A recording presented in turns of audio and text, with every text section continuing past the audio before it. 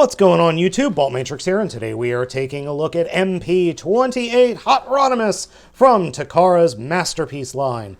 Hot Rodimus is Hot Rod in Japan, that's what they call him. His alt mode is that of a very, very awesome sports car!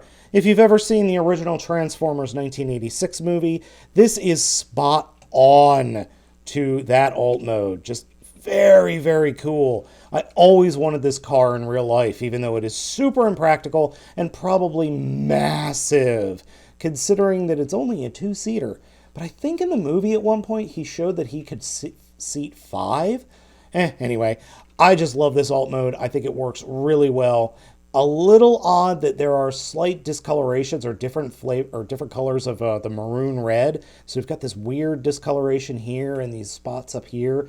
Not a huge deal, just something I wanted to point out. He does have some gimmicks in this mode, the first of which happen to do with his guns. He comes with 2 different guns that has handles that fold. So they plug into these collapsible ports up here at the top of the vehicle mode. Maybe, there we go.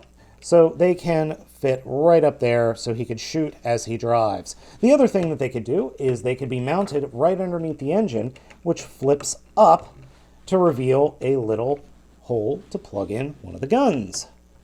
So yeah, totally could do that. Or, and sillier, you can put the fishing rod in there. The figure comes with this giant 8-inch long fishing rod.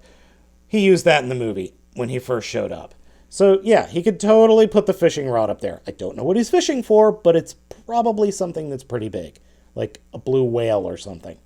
Other than that, there's not much more you could do with the alt mode. He's just a very, very futuristic car based on designs of the 80s. I like it a lot. I really do. It's very, very 80s. Transformation is actually pretty complex, and much more complex than the recently released Shockwave.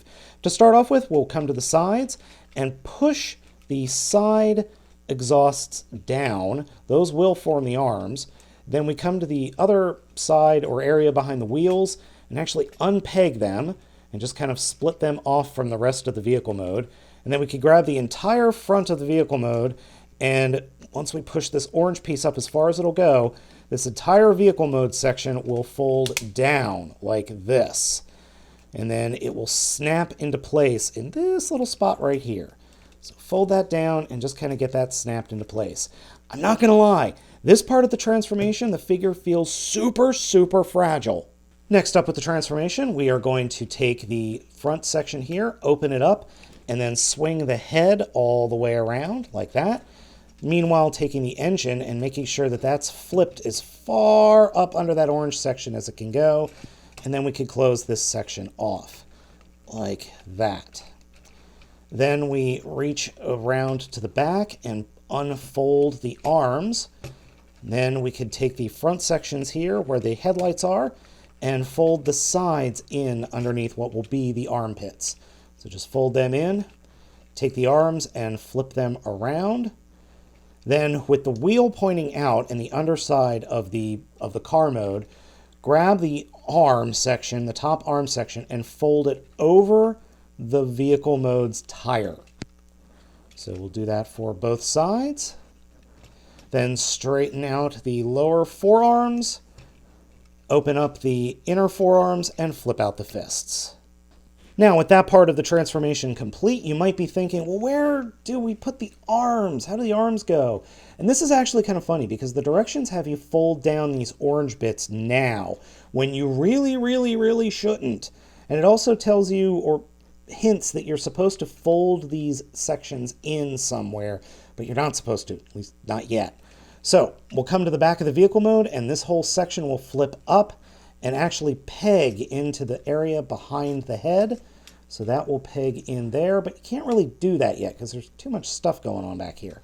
So we'll come to the rear tail lights, fold them down, and then collapse the wheel and the exhaust into the back of the vehicle mode. And when you do that, these little sections will pop up on the back. Then this whole bit will fold up into the canopy of the vehicle mode. And then this section will peg into the back of the head. Sometimes just getting things lined up just is a little bit difficult. Then we could come to the rear wing and turn it around so that it's sticking up the back. Now we'll take the arms, fold them back, and peg them into these clear peg holes on the backpack. And just do that on both sides as tightly as you can. And now we have clearance to fold these orange sections down. And they will somewhat snap into place, not always. As you can see, one is a little bit lower than the other. Next, we'll come to the legs and split the legs in half. Fold up the front skirt. When you split the legs in half, you come to the back of the legs and open up these panels and fold out the leg, push it up into this section right here, and the knee will peg into place. And then you fold the back, and that will peg into the back of the shin. I'm sorry, the back of the foreleg. As you saw, transforming Hot Rodimus into robot mode is actually significantly easier than some of the robots or some of the Masterpiece figures that we've had recently. Now, you just saw probably my biggest problem with the figure is that he is exceptionally top-heavy with very, very loose ankles. The ankle tilt on my figure is very loose, not nearly as bad as the original MP Hot Rod or Rodimus Prime, which the less said about that figure, the better.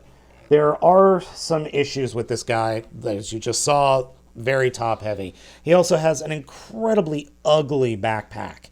That's just an ugly backpack.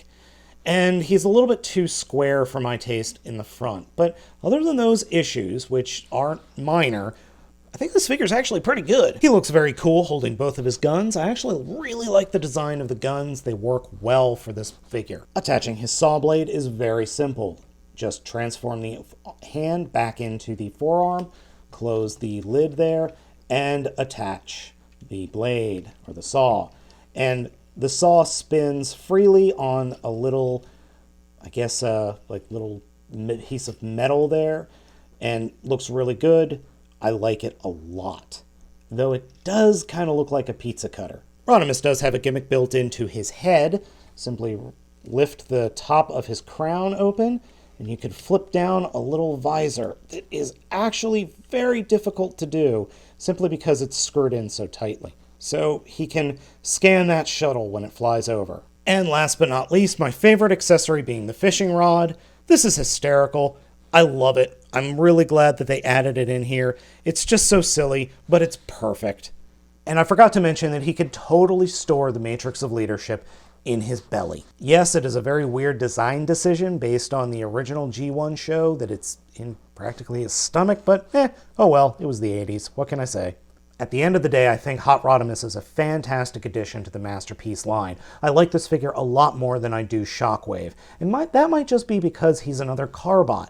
Because, let's face it, all of the Carbots have been really good. The Blue Streak Prowl Mold, Wheeljack, Sideswipe, even Trax. Even though I didn't like Trax, I still think Trax is okay. This guy's better than Trax, or Rodimus is better than Trax. So gang, I hope you have enjoyed this video review. As always, I am Baltmatrix, asking you to like, comment, and subscribe, and I will catch you next time.